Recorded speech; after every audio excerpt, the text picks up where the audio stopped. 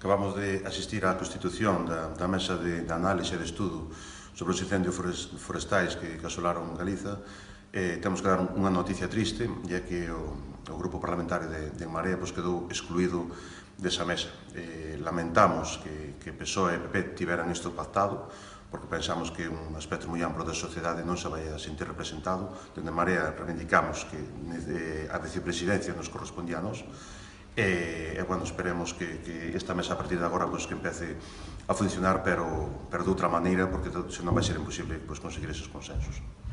A nosa proposta apostaba porque toda a oposición estivera representada nesta mesa, porque entendemos que unha comisión tan importante como esta, que vai abordar